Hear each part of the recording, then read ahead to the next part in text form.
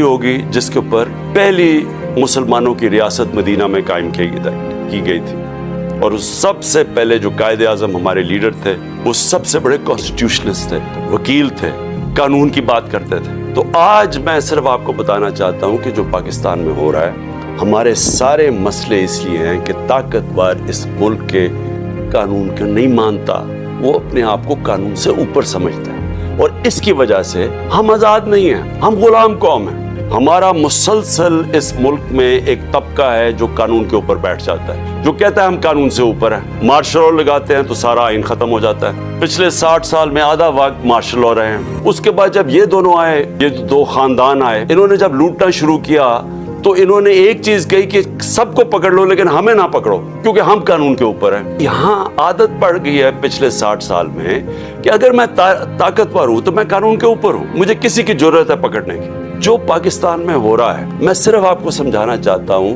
कि जिस मुल्क के अंदर कानून की हुक्मरानी होती है वहाँ ऐसी चीजें नहीं हो सकती। मैंने अपने लोगों को, जब से मैं वजीर आज़म बना, मैंने यही समझाने की कोशिश की कि मदीना की रियासत में मेरे नबी सल्लल्लाहु अलैहि वसल्लम ने कानून की हुक्मरानी, अदल और इंसाफ कायम करके उनको दुनिया की इमामत करवाई। जो बुनियाद रखी थी रियासत की, वो अदल और इंसाफ पे रखी थी। तो ये याद रखें कि जो हकीकी आज़ादी है, एक तो अंग्रेजों से हमने आज़ादी ली, अपने होते हुए यहाँ हैं पाकिस्तानी ऊपर, लेकिन हम गुलाम हैं। आज़ाद कौम वो होती है जिधर कानून की हुक्मरानी होती है, रूल ऑफ लॉ होता है।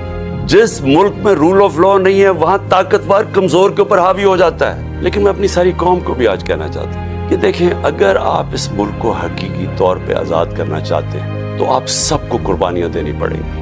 कभी भी आज़ादी कुर्बानियों के बगैर नहीं मिलती। जो छोटा सा तबका कब्जा करके बैठ जाता है, चाहे वो बैरूनी ताकत हो, चाहे आपके अपने कब्जा ग्रुप हो जो ऊपर बैठ गए हैं, अगर आपका किसी का ख्याल है कि ये जो कब्जा ग्रुप आराम से छोड़ के चला जाएगा, गलत फहमी में ना रहे। आज़ादी के लिए कुर्बानी और जदोजहद देनी पड़ती है। देखें, ये खौफ जो है ना, ये फैलाया जा रहा है, ये लोगों को पकड़ धकड़ और ये और वो और जलील करने की कोशिश कर रहे हैं, ये अपने आप को जलील कर रहे हैं।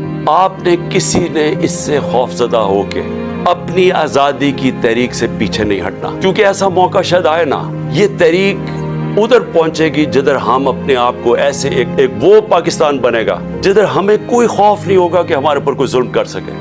कमजोर से कमजोर को पता होगा, ना कचहरी में, ना थाने में, ना किसी पटवार खाने में कोई उसके ऊपर जुल्म नहीं कर सकता, ना कोई नामालूम अफराद आके